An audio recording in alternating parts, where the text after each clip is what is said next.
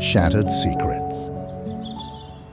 You can learn everything you need to know about a person by watching how they play tennis. These words come to mind every time I step onto the court. They echo in my head like an old melody that repeats over and over. But today, they took on a special meaning because standing across from me was Marcus Fisher, a man who embodied everything I despised. Marcus wasn't a tennis player in the traditional sense. He barged into our club like a gust of wind through an empty bottle, loud and pointless. His past as a football player influenced his style. Every serve was more like a strike. Every movement was a territorial grab. And there he was again, standing across from me, his gaze burning with anticipation, as if this match was more than just a game. It was a chance to destroy. He smiled, and I immediately knew. Today, things wouldn't go as they should. People like Marcus don't play by the rules. They think rules are for the weak, and that they, the strong, can break them. On a tennis court, where every mistake can decide the outcome, this attitude is especially glaring. Marcus had repeatedly made questionable calls. His ball would land outside the line, but he would always claim otherwise. The referee usually sided with him, leaving me with nothing. But today, I was ready for something more. Deep inside, I felt that his victories were just the tip of the iceberg. I looked at Marcus and saw not just an opponent. Standing before me was a man willing to do anything to win. And today, I was determined to find out just how far he would go. Marcus tossed the ball for a serve, and in that moment, I realized today, tennis would be nothing more than an arena for revealing his true nature. I took a step back, preparing for the strike, and for the first time in a long while, I felt something akin to fear. But it wasn't the fear of losing. It was the fear of discovering more about Marcus than I wanted to know. Saturday morning matches had become a routine for me, but that day, I felt a strange tension in the air, as if something unseen was lurking just around the corner. After the intense game with Marcus, I decided to take a walk around the neighborhood to clear my mind. Our North Atlanta suburb had always been quiet, almost frozen in its cozy charm. But today it felt like the silence was hiding something. Marcus lived just a few blocks from me, and our paths crossed more often than I liked. I wasn't seeking him out, but fate seemed to have other plans. As I walked past his house, I saw him talking to a woman by his car. It wasn't Holly, my wife, and she didn't look like his wife either. There was something in her gaze that made me slow my pace. Marcus leaned in too close, almost intimately. My instincts immediately whispered that this was more than just a casual encounter. I kept walking, not stopping, but the scene stuck in my mind like a splinter. Something about Marcus's behavior made me uneasy. This was the same man who had no qualms about bending the rules to win. But what if there was more to his menace than just his on-court tactics? Later that evening, I sat on my porch with a glass of whiskey, reflecting on what I had seen. Holly was in the living room, absorbed in some magazine. I watched her, trying to shake off the nagging doubts. After all, Holly and I had always had a trusting relationship, and I believed in her loyalty. But the moment with Marcus and that woman kept replaying in my mind. What if his immorality on the court was just a glimpse of who he truly was in life? The thoughts swirled in my head, forcing me to analyze every conversation we had, every look he gave me. I remembered how he loved to boast about his victories, with the same ruthless edge he brought to the court. The more I thought about it, the clearer it became. Marcus wasn't just a man with a difficult personality. There was something genuinely sinister about him, and I was starting to suspect that his dark side wasn't confined to the game. A week passed, and I decided to distance myself from the club for a while. I wouldn't say I was running from Marcus, but I needed a break. Yet, the more I tried to forget him, the more I realized that this man wouldn't let me go. Even off the court, he continued to play a game with me. A game whose rules only he seemed to know. That was when I decided it was time to find out who Marcus Fisher really was. I knew the path ahead would be dangerous, but I was drawn to this mystery as if by a magnet. My life, it seemed, was becoming the stage for a much more serious match than the one we played on the tennis court.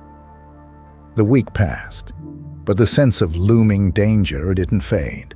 In fact, it grew stronger. Friday evening brought a new match, and I knew I'd face Marcus again.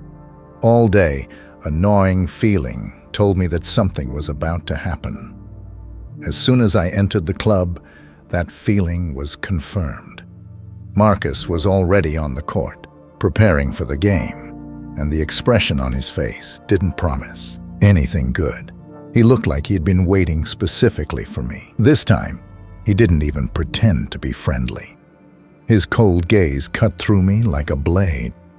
We exchanged curt greetings, and the game began. From the very first serve, I noticed that Marcus was especially ruthless today. His shots were powerful, his movements aggressive, and every time he won a point, a smug grin crept across his face. As if this match was more than just a game, it was a chance to make a statement. He wasn't just trying to win, he was trying to dominate, and today it felt personal. People like Marcus don't just bend the rules, they trample them. In a sport where every mistake can change the outcome, this attitude becomes all the more glaring.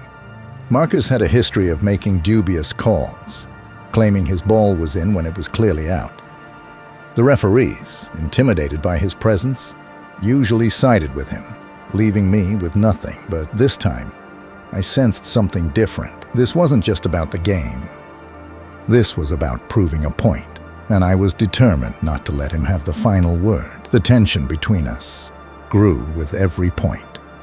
When we reached the deciding set, I was exhausted, but I refused to back down. Marcus, on the other hand, seemed energized, as if feeding off the conflict. He already saw himself as the victor, and it was written in every move he made, but I wasn't ready to let him win easily. Then, during a crucial rally, Marcus made a fatal mistake. His shot sent the ball far out of bounds. I expected him to admit the error, but instead he claimed it was in. I felt something snap inside me. This wasn't just about winning anymore. This was an open insult. "Marcus, enough," I said firmly, barely containing my anger. "You know that ball was out. Let's finish this the right way." He smirked and shrugged, as if it didn't matter. "It's just a game, Jack," he said coldly. "You take this too seriously." I wanted to argue, but I realized that's exactly what he wanted, to throw me off balance. In that moment, I understood that his dirty tricks weren't just about tennis. They were psychological warfare. His goal wasn't just to win the match, but to break me. The match ended in his favor, but the victory left a bitter taste. I left the court feeling defeated, not just in the game, but in something far more significant. However, this loss ignited a new fire within me. This was the first strike, but it wouldn't be the last. I couldn't ignore the threat that Marcus posed any longer. There was something genuinely dangerous about him, and I was determined to find out what it was. Sometimes, the darkest moments in life strike without warning, like a monster emerging from the shadows, grabbing you by the throat and leaving you breathless. That day, I felt the full force of it. It started like any other day. Saturday morning, I was preparing for another tennis match, but I decided to stop by the house first to grab a check I had forgotten earlier. Planning to quickly return to the club, I never expected that in a matter of minutes, my life would be turned upside down. As I pulled into the driveway, I noticed Holly's car parked outside. Strange, I thought. She usually left for yoga at this time. I brushed it off at first, but as I walked into the house, a wave of unease washed over me. Everything seemed as usual, but there was a tension in the air that I couldn't explain. I headed to my office, grabbed the check, and was about to leave when I heard muffled sounds coming from upstairs. My heart began to race, and I felt a cold sweat break out on my back. Something inside me screamed not to go up there, to just turn around and walk away. But curiosity and dread got the better of me. Climbing the stairs, I approached the bedroom door and slowly pushed it open. And then, everything stopped. On the bed were two people, Holly and Marcus. They were so engrossed in each other that they didn't notice me at first. The scene before my eyes felt unreal, like a nightmare brought to life. The times when I would have immediately burst into a rage were long gone. Now, I just stood there, frozen by the pain and betrayal. Everything I knew, everything I loved, had just crumbled to dust. Marcus was exactly who I had always suspected. A man who believed that rules were meant to be broken if it led to victory. And now, he had invaded my life, my home, my marriage. In that moment, all the pieces fell into place.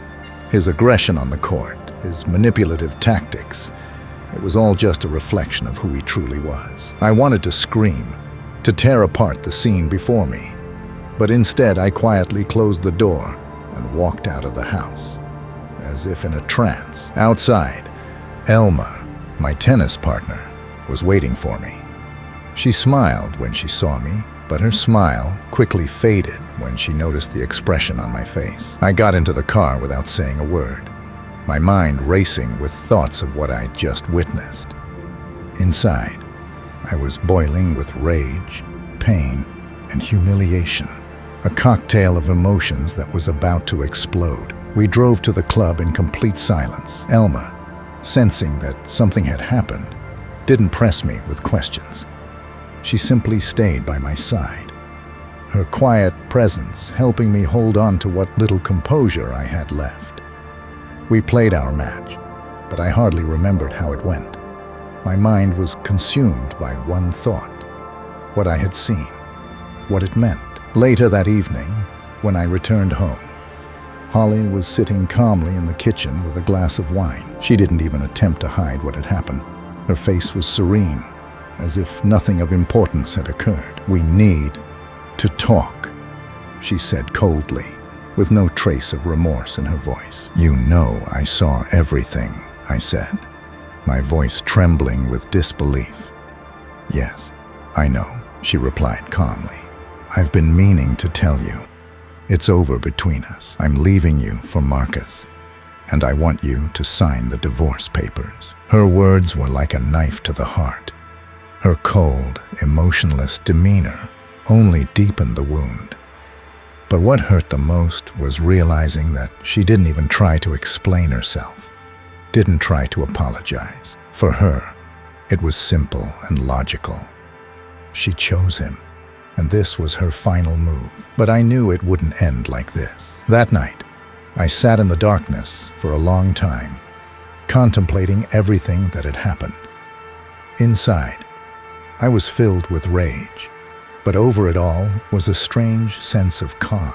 The calm of a man who knows that soon it will be time for revenge, and this revenge would be so thorough that Marcus would regret ever crossing my path. When you're betrayed, the world around you loses its sharpness, and the colors darken to shades of gray.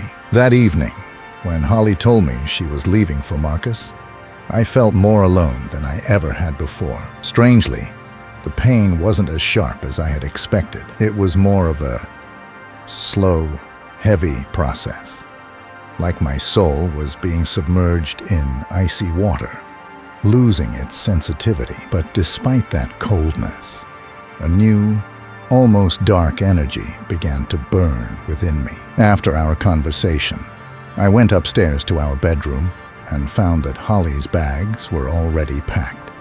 She hadn't even bothered to hide her intentions. It was all calculated, planned to the smallest detail. There wasn't a trace of regret in her eyes, not a hint of sympathy. In that moment, I realized Holly was far more calculating than I had ever imagined. Her choice of Marcus wasn't just an affair. It was a rational transaction. A betrayal, premeditated long ago. "I'll take the money from our accounts," she said flatly, without looking at me. "You can keep the house. All I want is to leave and start over." I stood there silently, watching her as if she were a stranger. This was not the person I had spent so many years with. Memories flashed through my mind. Our first dates, the wedding, the trips, even the mundane evening dinners. All of it now seemed like an illusion, crafted to conceal her true nature. The nature of someone who would betray everything that mattered for the sake of her own comfort. "And you think it'll be that simple?" I said, trying to keep my voice steady. Holly finally looked up at me, with no fear or doubt in her eyes. "Yes," she replied. "It's simple. You know as well as I do that it's been over for a long time. You've just been ignoring the obvious." Her words cut deep. I couldn't argue. Part of me knew that our marriage had been cracking for a while. But knowing that didn't make the pain any less. In fact, it only fueled it. I wanted to scream, to destroy everything we had built, to tear it all down just to relieve the agony. But instead, I took a deep breath and let cold logic take control. "Fine," I said, trying to keep my voice calm. "Do what you need to do, but remember this. Everything has a price." Holly didn't respond.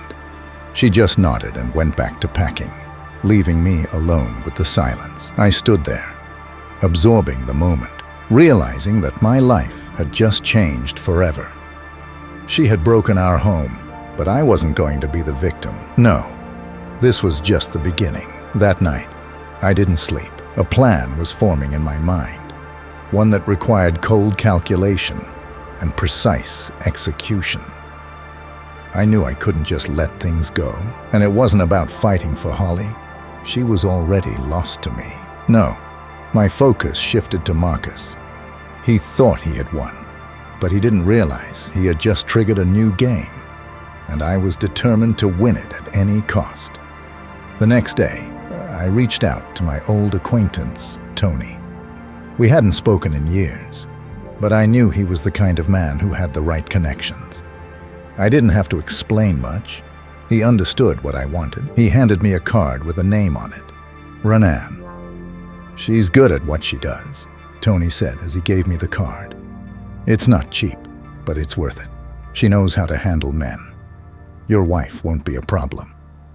I took the card, feeling the shadows of my plan closing in around me. I could already see how this would play out, and I knew Marcus would soon regret ever crossing me. This revenge wouldn't be loud or furious. It would be subtle, cunning, and relentless, like a web I was weaving with every step. When I got home, Holly was gone. All that was left was emptiness. But instead of pain, I felt something else. It was a cold fire burning inside me. I was going to destroy everything Marcus had built, and I would do it in a way that he would never see coming. The day after Holly left, I woke up early. The world seemed strangely empty, as if my life had suddenly lost its familiar contours. But instead of sinking into despair, I felt a new determination burning inside me. I knew my life would never be the same. But that didn't mean I would accept defeat. I contacted Renan using the number Tony had given me. Our conversation was brief and businesslike. Her voice was low and calm, with no trace of emotion, just cold professionalism. She quickly grasped what I wanted and agreed to meet without hesitation. That evening, we met at a small, secluded cafe in the heart of the city. She was beautiful, but there was a hidden danger in her beauty, like a predator ready to pounce. She sat at the table, calmly sipping her tea, and when I approached, her eyes locked onto mine, studying, evaluating. "You're Jack Harris," she said, more as a statement than a question. "Yes, that's me," I replied, taking a seat across from her. "I'm sure Tony explained my situation to you. He made it clear that you have a problem you want solved, and I'm here to help," she replied, her voice as steady and confident as it had been on the phone. I didn't waste time on pleasantries. I told her about Marcus, what he had done, and what I wanted. She listened intently, without interrupting, occasionally nodding as I spoke. When I finished, she leaned back in her chair and smiled. A small, almost imperceptible smile that sent a chill down my spine. "I understand," she said finally, "and I can make it happen. Your plan is simple, but it requires finesse in execution. But I have 2 questions for you, Mr. Harris. First, are you truly ready to see this through to the end? And second, what do you want to feel when it's all over?" Her questions caught me off guard. They were direct, but there was something deeper behind them. I paused for a moment, but the answer had been clear to me for a long time. "Yes, I'm ready," I said firmly. "As for what I want to feel, I want to know that Marcus Fisher has paid for everything. I don't care how it looks. I just want him to understand that he's lost everything he thought he had won." She nodded, as if that was exactly the answer she expected. "Good," she replied calmly. "Then I'll make sure he feels in control right up until the moment the ground starts to crumble beneath his feet. You'll watch him fall, step by step. It will take time, but the impact will be devastating." We agreed on the details, and I handed her the payment for the job. It was a substantial sum, but at that moment, it seemed a small price to pay for what I intended to achieve. Renan knew what she was doing, and I trusted her. Her calm demeanor and cold precision gave me confidence that the plan would work. The first step was to establish contact with Marcus. Her job wasn't just to seduce him. She was to infiltrate his life, become indispensable to him. She knew how to manipulate people, how to exploit their weaknesses.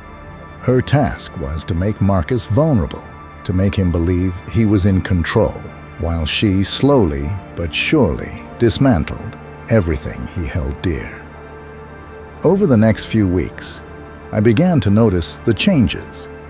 Marcus started to behave differently.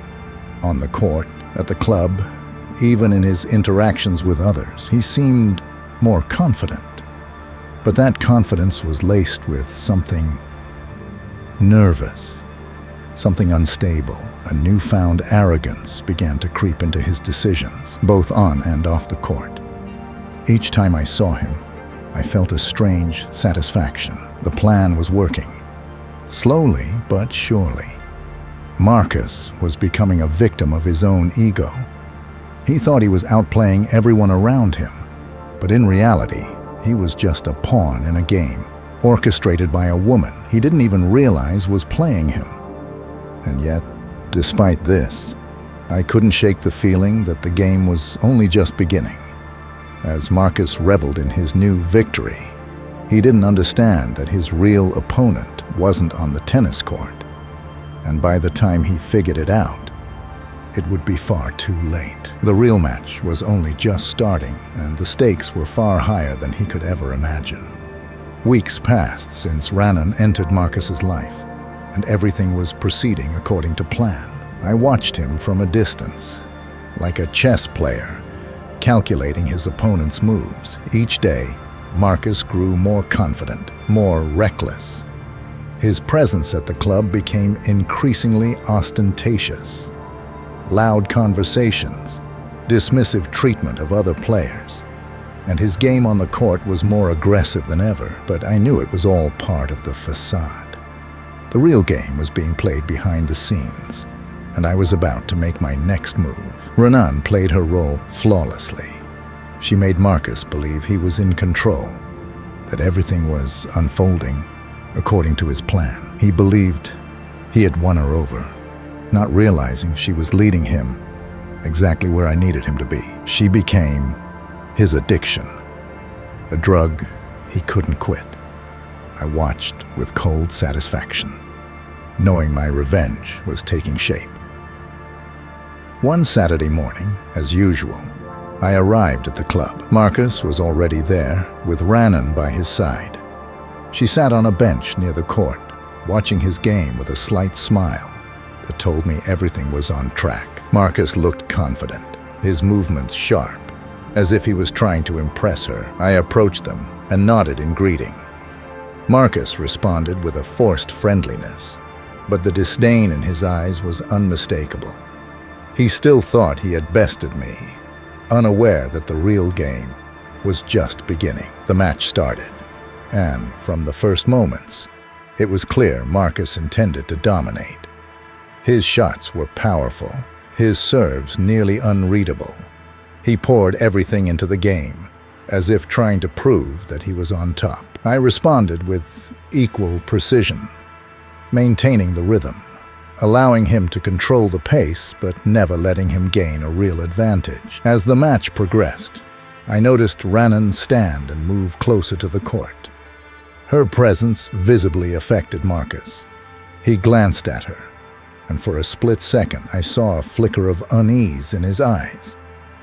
I knew then that he was beginning to realize his dependence on her, but he couldn't fully admit it, not even to himself. The tension on the court escalated as we reached the final set. Marcus's confidence started to waver, his shots becoming more erratic. He was trying too hard, pushing too far, and it was clear he was losing his grip on the game. Then, in a critical moment, he made a mistake, a fatal one. As the ball flew toward him, he froze, his eyes locked not on the ball, but on Rhiannon. I took the opportunity and delivered the final blow, sending the ball past him and ending the match. The crowd erupted in applause, but Marcus stood motionless, paralyzed by the realization of what had just happened. He hadn't just lost the match. He had lost everything he thought he had under control. His illusion shattered, and he finally understood that he had been outplayed in every way. I walked toward him, extending my hand for a handshake, but he didn't move. His face was a mask of pain and confusion. He had lost everything, his pride, his control, his game, and the understanding of that loss hit him like a punch to the gut. I looked at him, knowing my revenge was complete, but as I stood there, I felt a strange emptiness. It wasn't the triumph I had imagined. It was a hollow victory, leaving behind only ruins. I had destroyed Marcus, but in doing so, I had also lost something within myself. The game was over, and Marcus knew he had been defeated not just in tennis, but in life. The consequences of his actions had finally caught up with him, and there was no way to recover from the fall. The victory was mine, but it felt more like a Pyrrhic one, with no real winner in the end. The web of intrigue had tightly wrapped itself around Marcus's life, and like a moth drawn to a flame, he was sinking deeper into his own trap. With each passing day, Marcus grew more distant from those around him, increasingly dependent on Rhiannon. She had become his shadow, his obsession, and his weakness. But that was only part of the plan, because now it was time to turn up the pressure. I continued playing my role, the calm, collected man who appeared to have accepted defeat. Marcus, on the other hand, reveled in the illusion of complete victory. He had no idea that the second act of this drama was already unfolding, and in this act, he was no longer the protagonist but a pawn. One evening, I ran into Holly while walking in our neighborhood. She was carrying a bag of groceries, and when our eyes met, a flicker of surprise crossed her face. I noticed how she quickly looked away, as if meeting me was an unpleasant reminder of her past. But that didn't stop me. I approached her, noticing how she tensed slightly. "Hi, Holly," I said, keeping my tone friendly. "Hi, Jack," she replied, hesitantly, after a brief pause. "How are you?" "Better than I might have been," I said with a slight smile, one that carried a hidden meaning. She looked more guarded, but she quickly composed herself. We exchanged a few words about trivial matters: the weather, the neighbors, work. But in her eyes, I could see that she was waiting for something more, some hidden threat. Holly was smart and knew I wasn't the type to leave revenge unfinished. As the conversation drew to a close, I leaned in slightly and quietly said, "I hope you're happy with Marcus." Her eyes widened slightly, but she said nothing. I just smiled and walked away, leaving her standing in bewilderment on the street. That small moment marked the beginning of the next phase of my plan. Later that evening, Renan sent me a short message. "He's in the trap. Prepare for the final act." I knew she wouldn't let me down. Now, it was just a matter of waiting for Marcus to make his next move, the one that would lead him to his ultimate downfall. The next day, Marcus, likely feeling that it was time to cement his dominance, proposed hosting a large tournament among the club members. He did it with his usual overconfidence, as if it were a given. The challenge he issued to me was direct and undeniable. "Let's play, Jack. One-on-one.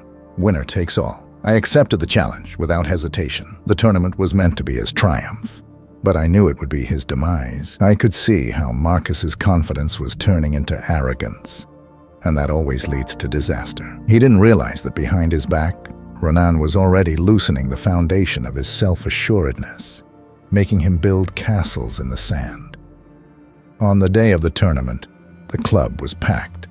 Everyone was eager to see a spectacle. Marcus arrived, surrounded by his followers, his self-confidence almost palpable. He looked flawless. A sharp, athletic outfit, a winning smile, a confident gaze. But in his eyes, I caught a flicker of tension, barely noticeable, but enough to tell me that his mind was already starting to unravel. The game began, and from the first few exchanges, it was clear that Marcus was determined to win at any cost. His shots were powerful, his serves sharp, but each one was laced with an underlying desperation. I played with steady precision, matching his pace, but I let him take the lead, feeding his confidence. Let him taste victory. It would make his fall all the more bitter. As the match reached its climax, I saw Marcus's gaze drifting to the stands, searching for Renan. She was sitting in the shadows, her face partially obscured, but I knew she was watching him like a predator observing its prey. Marcus was losing focus, his shots growing more erratic. He no longer controlled the game. He was just swinging like a trapped animal. The turning point came in the middle of the match when Marcus made a critical mistake. In the most crucial moment, as the ball flew toward him, he froze, as if realizing something terrifying. His eyes locked onto Renan instead of the ball. I seized the moment and delivered the decisive blow, the ball slipping past him, ending the match. The crowd erupted in applause, but Marcus remained still, as if paralyzed. He hadn't just lost the match. He had lost everything he thought he controlled. His relationship with Holly, his newfound confidence, his carefully constructed facade, all of it was crumbling before his eyes. I approached him, extending my hand for a handshake, but he didn't move. His face was a mask of pain and disbelief. He realized that he had been played, that everything he had believed in was a lie. In that moment, I should have felt triumph. I had outplayed him, dismantled his life, and watched as everything he valued turned to dust. But instead, I felt an unexpected emptiness.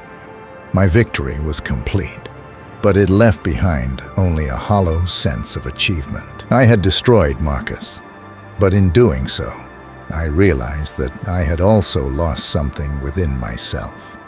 The game was over, and Marcus knew it. He had been defeated not just on the tennis court, but in life itself. But as I walked away, I couldn't shake the feeling that perhaps there were no real winners in this game. After all, after his defeat at the tournament, Marcus vanished from sight.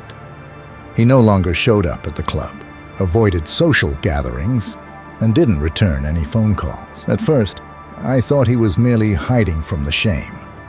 But soon I realized there was something far more sinister behind his disappearance. One evening, I received a call from Rhiannon. Her voice was calm, but I sensed an undercurrent of tension. "He's lost, Jack," she said. "I can't keep him contained anymore. He's unraveling." Her words didn't surprise me. Marcus had always been a man who lived on the edge, balancing between arrogance and hidden fears. But now, with his illusion of control shattered, he had become a victim of his own demons. The next day, I learned that Holly had moved out of the house she had been sharing with Marcus. She could no longer tolerate his outbursts of anger and suspicion. She had finally realized that Marcus had only used her as a pawn in his game against me, and once that became clear, she left without looking back. This turn of events brought a sense of grim satisfaction, but also a pang of bitterness. I had achieved what I wanted, but I was left standing alone, staring at the ruins of my life. I decided to meet with Holly. I needed to understand what had happened to her over the past few weeks. We met at the same cafe where we had our first dates years ago. She looked tired, but resolute when I sat down across from her. She looked at me with something resembling regret.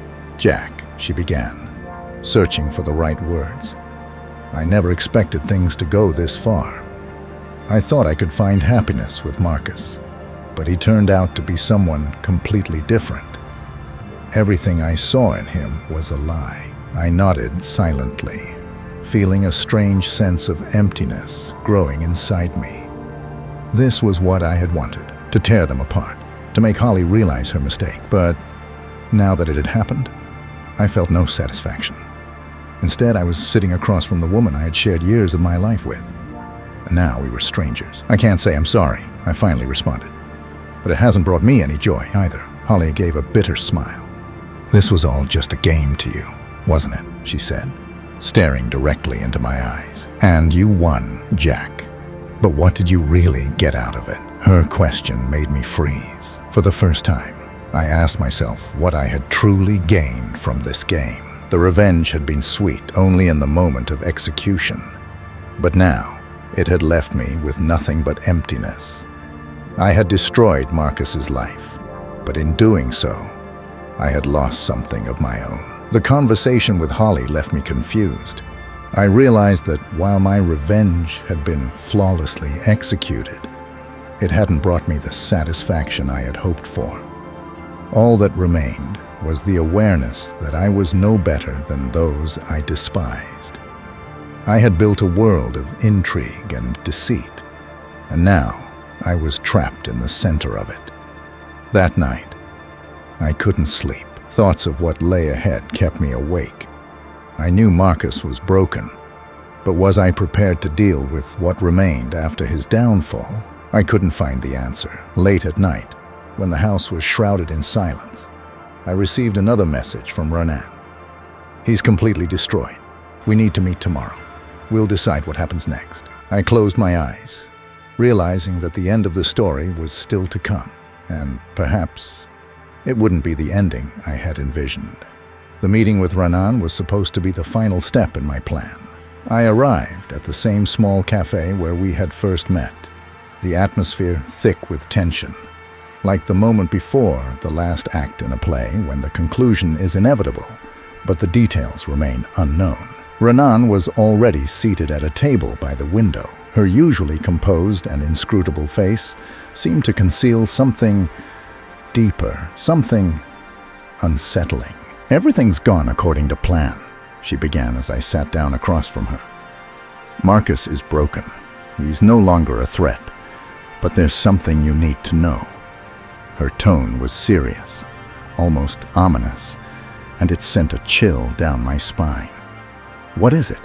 I asked, trying to keep my voice steady.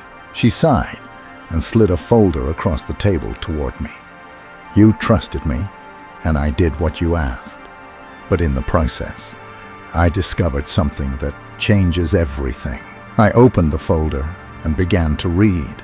At first, the contents didn't make sense. But as I kept reading, The truth slowly dawned on me, like a creeping darkness that swallows everything in its path. The documents detailed financial transactions, phone calls, and secret meetings. All of it pointed to one undeniable conclusion. Marcus had been involved in serious criminal activity, money laundering, extortion, and connections to one of the most dangerous crime syndicates in Atlanta. But the most shocking part was that my name appeared in the records, not as an enemy or rival, but as a partner. "This can't be real," I whispered, disbelief and horror rising within me. I had nothing to do with this. Renan watched me, her expression calm, but her eyes betraying a hint of sympathy. "Marcus used you as a cover, Jack. The whole time, he was manipulating you. He knew you'd want revenge, and he used that to his advantage. While you were busy plotting against him, he was setting you up. Now, all the evidence points directly to you." The world began to spin around me. How could I have been so blind? How could my quest for revenge have led me to this? I had thought I was the one in control, the one playing the game, but all along, I was the one being played. "What does this mean?" I asked, panic creeping into my voice. "Have I been framed?" Renan nodded, her eyes never leaving mine. "You've been made the fall guy, Jack. You have two options now. You can disappear, leaving everything behind, or you can try to make a deal with the people Marcus was involved with, but neither choice guarantees your safety." Her words echoed in my mind. Suddenly I realized that the whole time, I hadn't been the avenger. I had been the pawn. Every step I took, every decision I made, had been guided by Marcus's hidden hand. He knew he couldn't win on the tennis court, that he would lose Holly, that his life was unraveling. But he made sure that even in his defeat, he would have the last laugh. His ultimate revenge wasn't in the game we played. It was in the game I didn't even realize I was part of. Renan stood up, preparing to leave, and looked at me one last time. "Make your decision, Jack. Time isn't on your side." I sat there, staring at the documents in front of me, my mind reeling. My entire life had been turned upside down. Marcus's plan had worked perfectly, not on the court, but in a far more dangerous arena. I had been defeated before I even knew the match had begun. As I walked out of the cafe, the world felt different. The future was uncertain, and my fate hinged on the next move I made. But no matter what I chose, one thing was clear. The game was over. And in this game, I had lost everything.